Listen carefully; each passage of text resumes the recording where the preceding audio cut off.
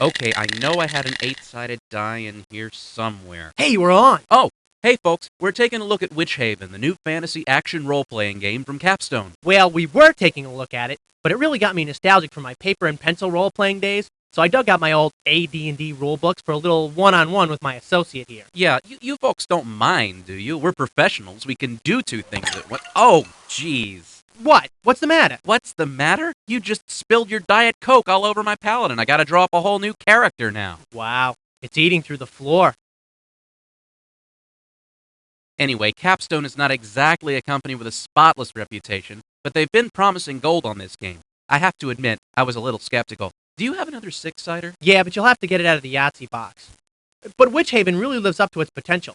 Fantastic graphics, challenging gameplay, and a whole new take on Doom Clone Fever. I got a pocket full of quarters and I'm headed to the arcade. Hey, can we use the cup too? Sure, why not? Sounds cool.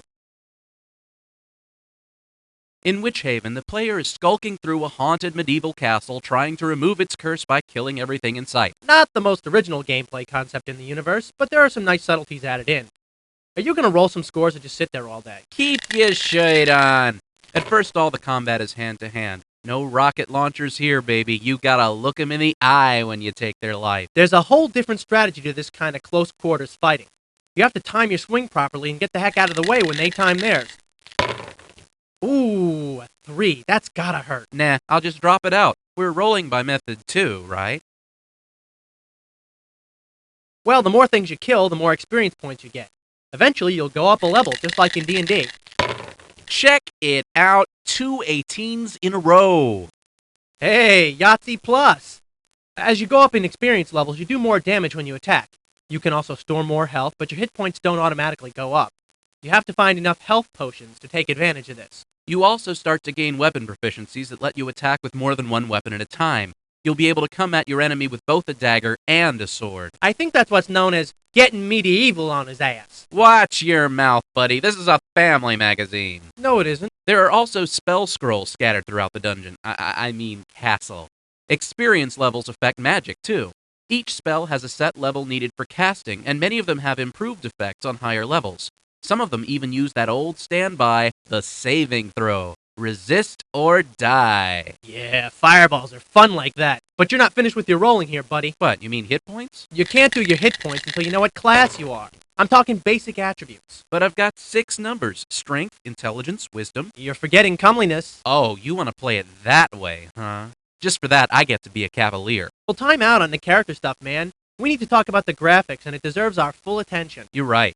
All the monsters are digitized clay sculptures animated with stop-motion techniques. Just like in Primal Rage. And Jason of the Argonauts. And Clash of the Titans. The characters' hands are visible down at the bottom of the screen, holding whatever weapon and shield you have handy. And they're digitized too. It's incredibly sharp stuff. And it's even sharper in SVGA. But you have to have a pretty potent piece of machinery for it to play smoothly in high resolution. Better than a P60.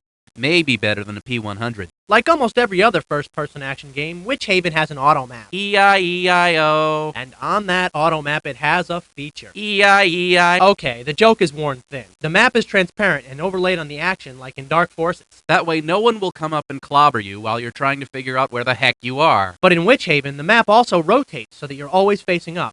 And you can grow or shrink the scale on the fly. Bob Grimthwacker. How does that sound for a name? Bob Grimthwacker. Sorry, folks. His attention span has lapsed. You know, now that I think about it, 2 people is not quite enough to play a satisfying game of AD&D, is it? No, not really.